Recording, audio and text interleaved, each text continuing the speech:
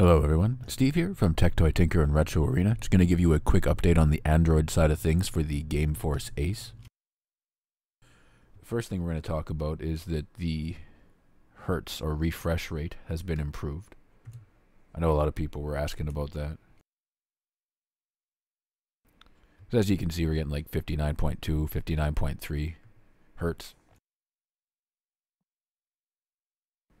59.9 would be what you want to go for, but honestly between 59.3 and 59.9 I can't really tell the difference with my own eyes just watching the screen as I play, so it'll get there though. Nextly, we've got Magisk Root now.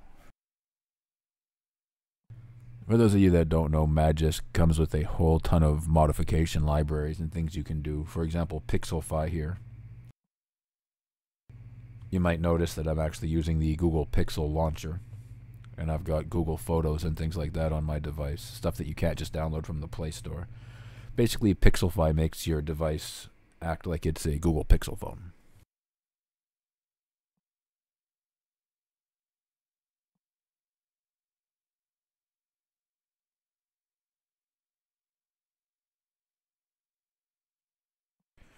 Viper here is another module I highly recommend from Magisk. It gives you a whole lot of control over your audio quality and sound.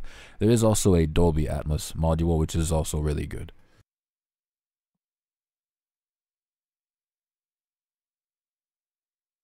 Now, as a byproduct of the refresh rate and things working better on the device, performance is also better. I'll give you a couple of quick examples as to what I mean here.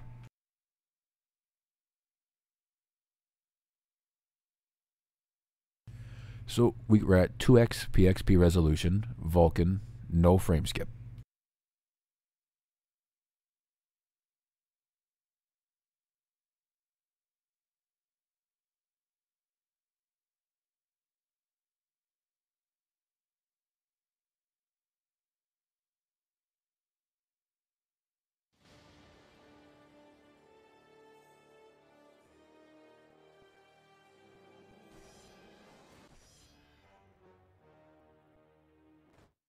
Suffering for years, Kratos, the once great general, now known as the Ghost of Sparta, had pledged himself as a champion to the gods of Olympus.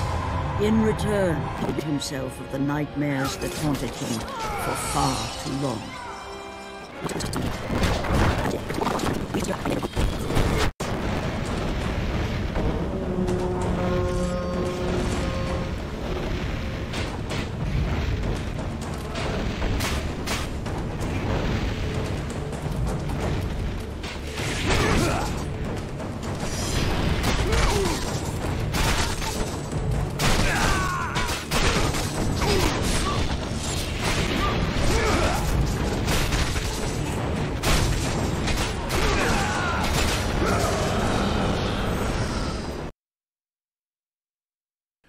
I'm not going to make you watch me play the game too terribly long, but the point remains that it's holding 60 FPS now.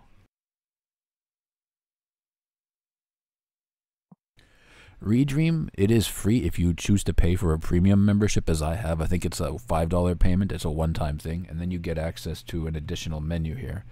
You can change your game resolution and things like that.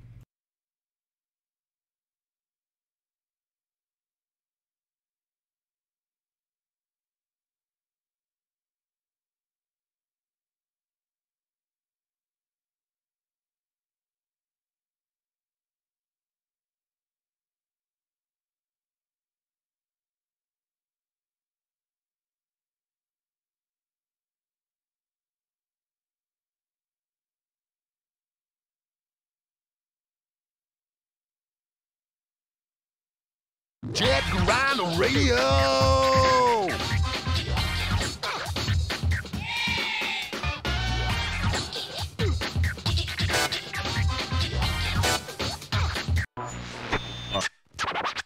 Somewhere in Asia, there's a city that cannot be found on any map called Tokyo-to, but everyone just calls it Tokyo.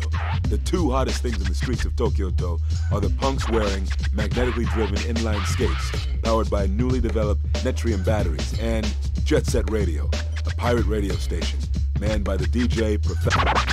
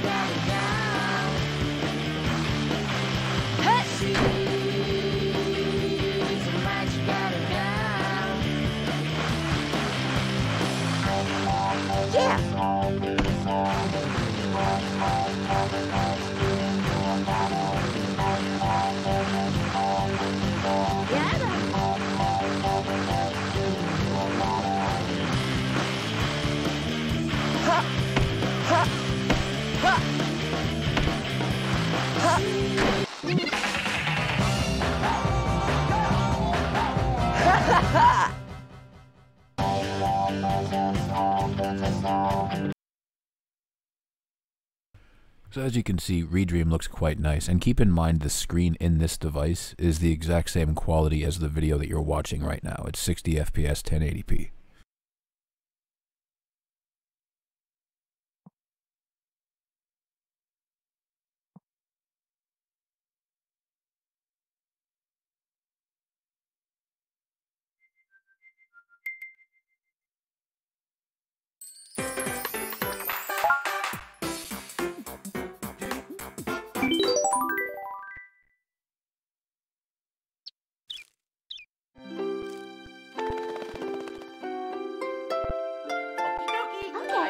Okay, bye-bye. Oh.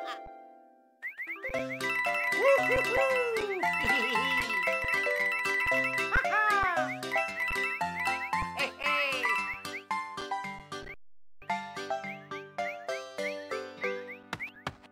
Hmm? Oh. Oh.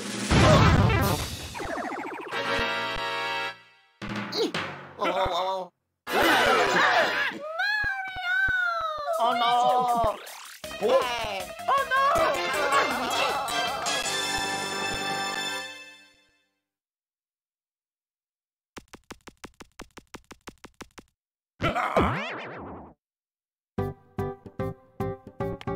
Let's go!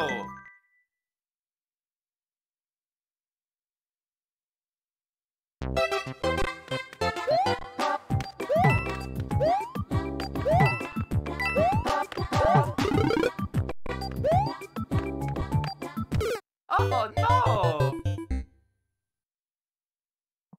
Oh! Oops, my bad.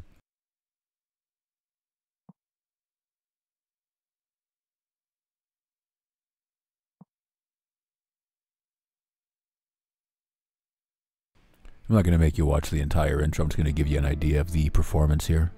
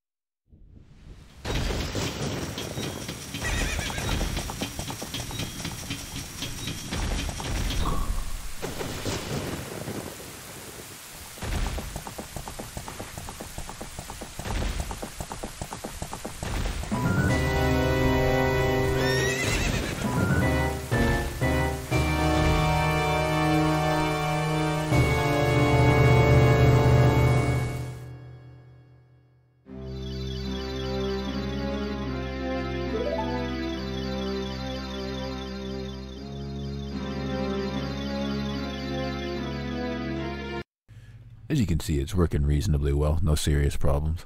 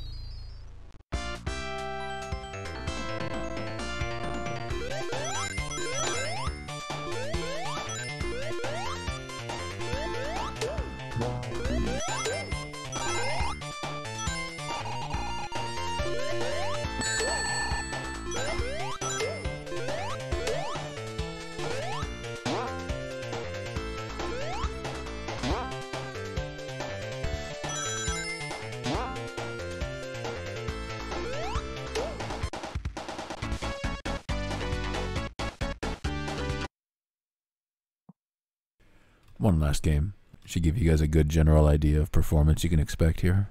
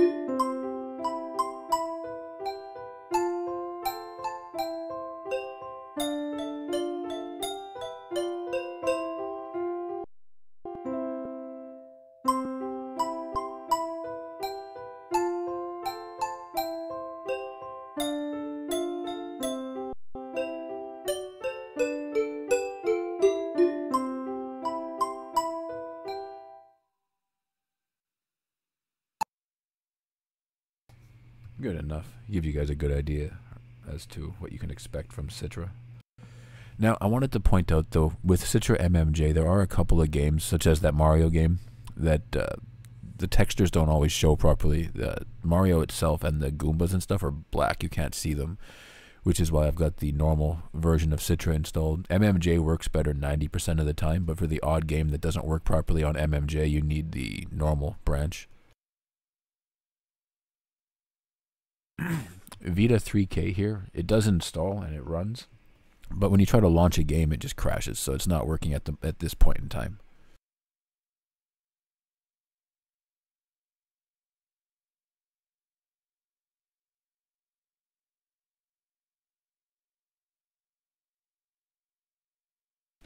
And that's that for Vita. I'm going to quickly jump into the emulator we're not supposed to talk about, and we're going to talk about it. Now, your mileage will vary here. The lowest I've seen it go is about 50 FPS, so it's still playable. But it really depends on the title. For example here, you want the graphics at 0.5 resolution, which is 540p.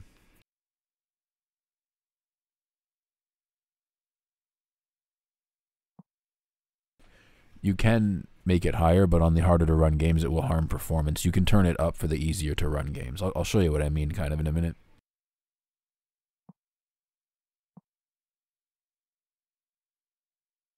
So let's start with something like Mario 3D World.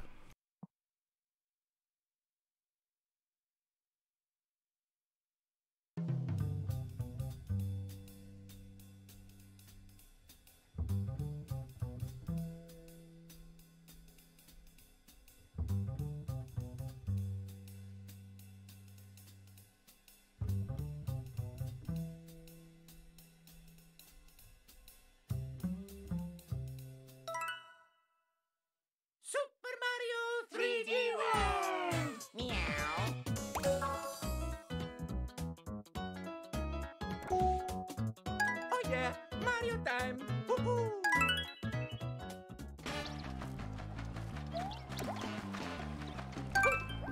Another thing that you need to keep in mind is it's also going to need to build shaders, so sometimes you might see slowdowns for a moment for that as well.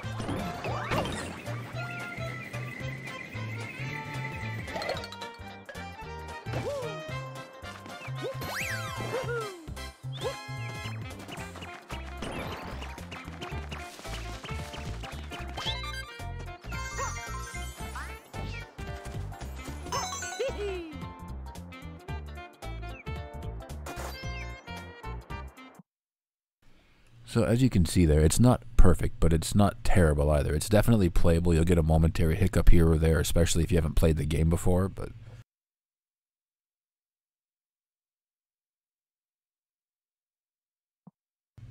I mean, some people will say if you have a Switch to dump the games in the first place, you may as well just play them on the Switch, but I don't know if that's entirely true, because you can play a whole lot of other stuff on here too, and still have everything in one place.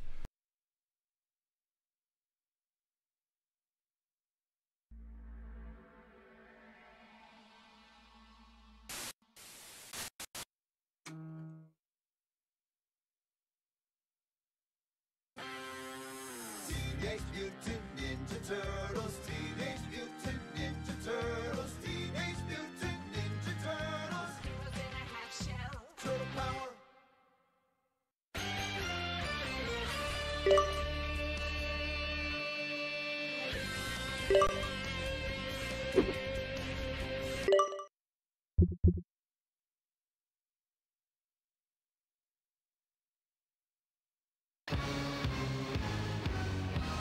Pizza power!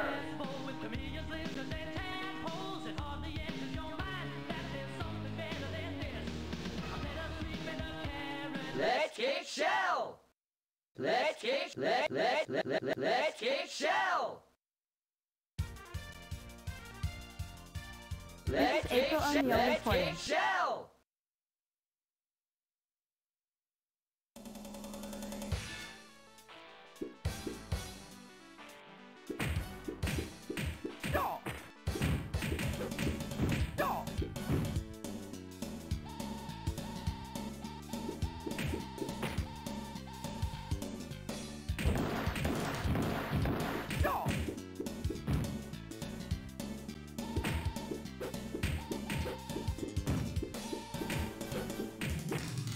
Let's kick shell!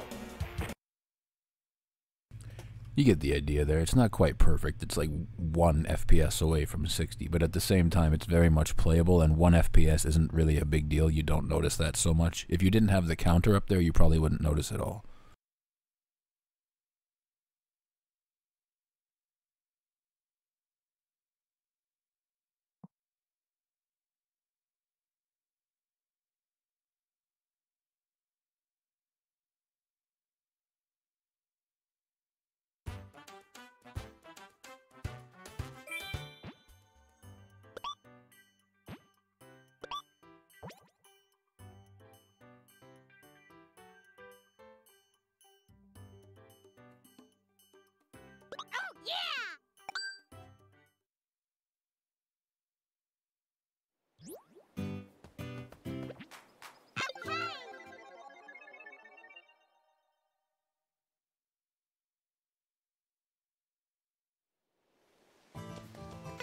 Onward and upward.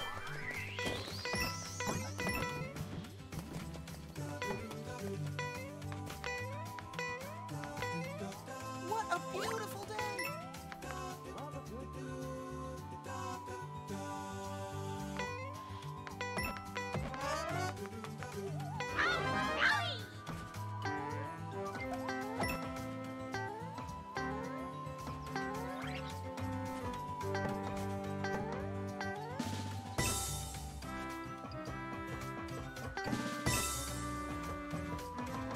That Goomba looks so good.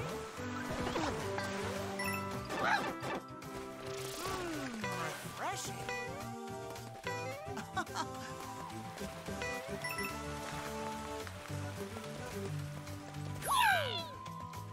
Hey!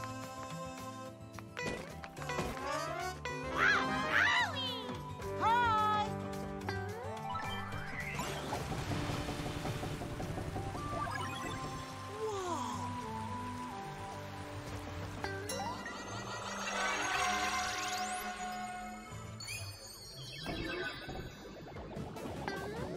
Whoa!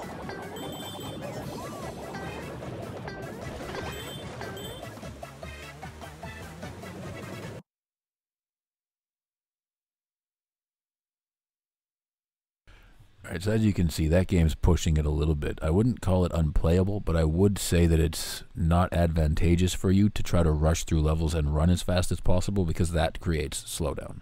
If you just go at a normal pace, it usually stays in the 50 range-ish.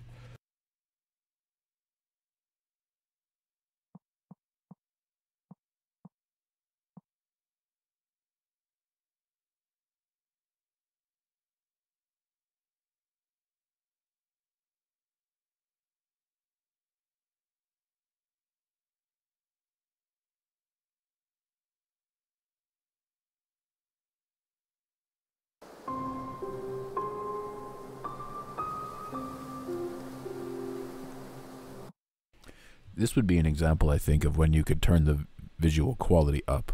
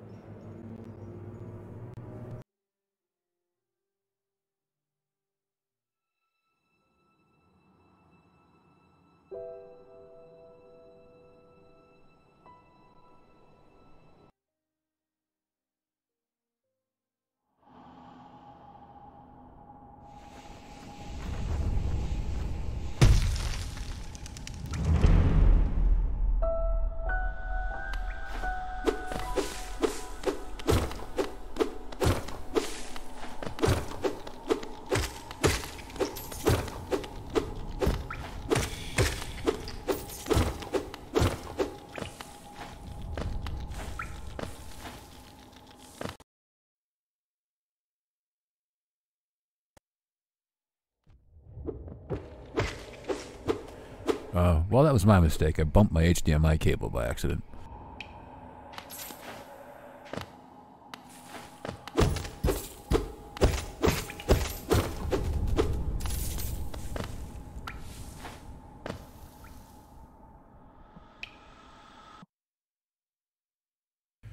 But as you can see, that's working reasonably well. And when it says 59.3, if you remember the beginning of the video when we were in RetroArch and it was doing 59.3 hertz as a general, that's why Yuzu is saying that. If we push it too much higher, we seem to get errors back. I don't think that we're going to be able to hit a full 60, but we might be able to push it up to like 5.5, 5.6, so you won't be able to see the difference. Standard is 59 anyways. It says 60, but in reality it's actually only 59.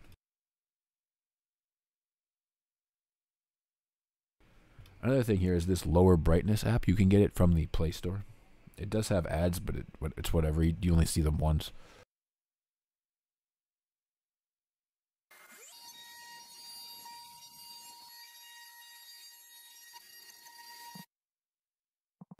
So until the brightness is properly fixed, you can enable this. And as you can see, the screen is real dark now.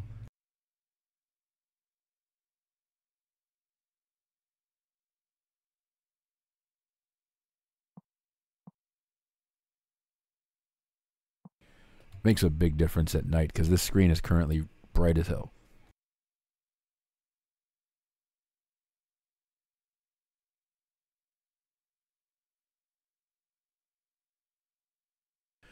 I want to give a big shout out to No Time to Date for all of his work on this. He's been doing a whole lot of stuff. Also, in this current build that I'm using, it's not available to the public yet, but it's got some joystick fixes and stuff like that in it as well. Once he does release the build to the public, I will release a Magisk rooted kernel as well so that people can use Magisk in the modules. Once you do have Magisk, you can also install the LS-sposed or exposed framework here, which will give you access to a whole nother ton of modules. Notice the bar on the right side here.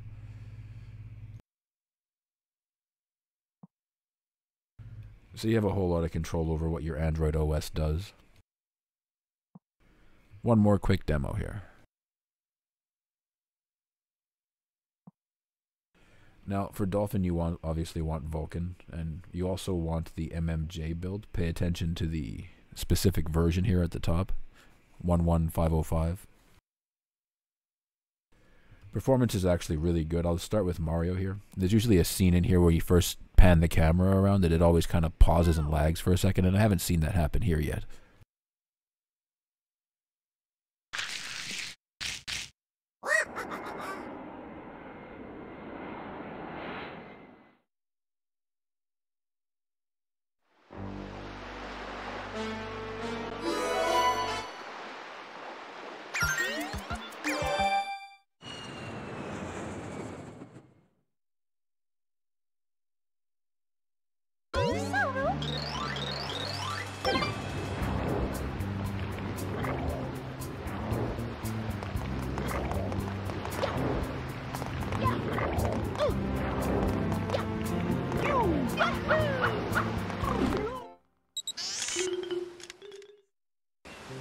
Use the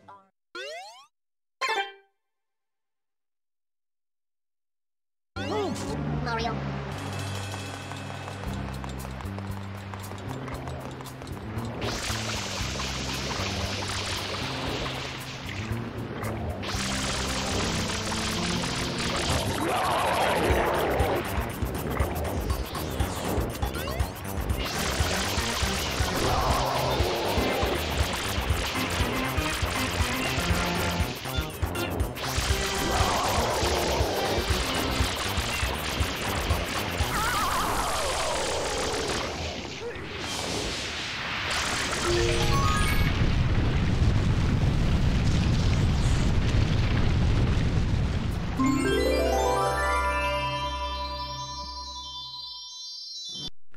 Notice the solid FPS, no lag, no pause, no delay.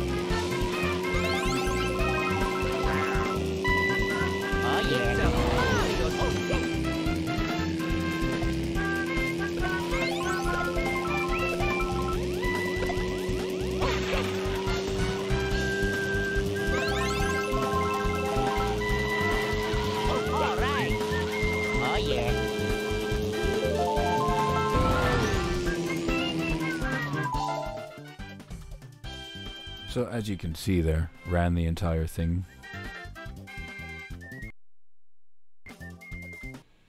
At no point during that was there any slowdown, pause, problem.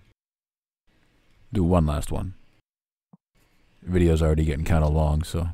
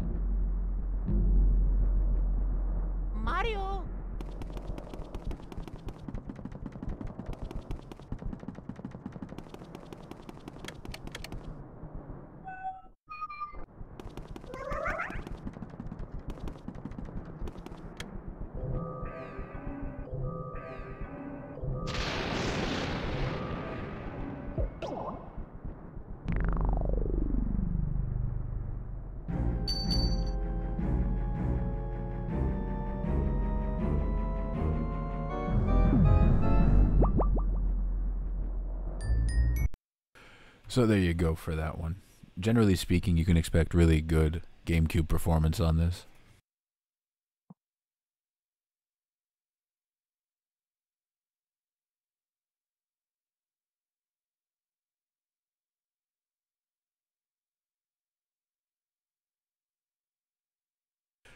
God of War is a little slow, but I expect you can run underclock and tweak it and probably get it to a playable speed. Most other games work acceptably. I'd say about 80% of the PS2 library works at full speed or very close to it.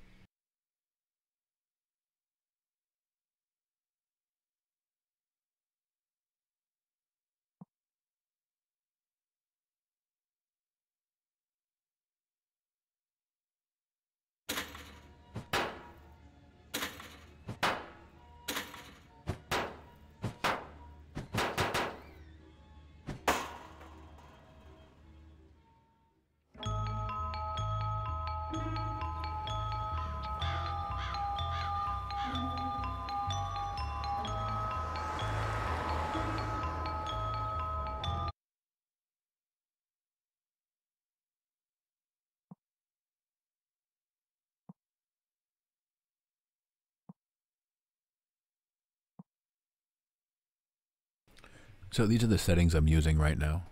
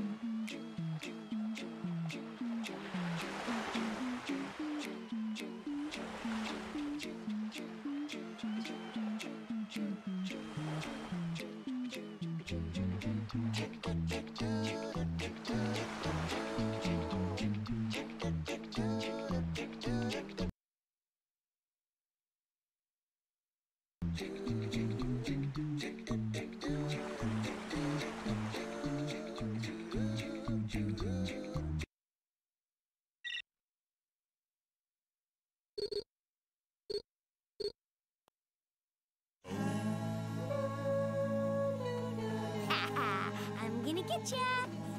Come here.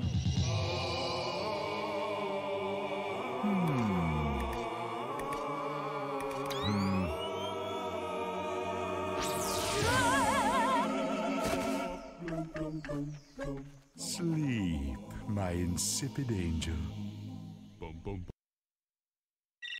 What have I got?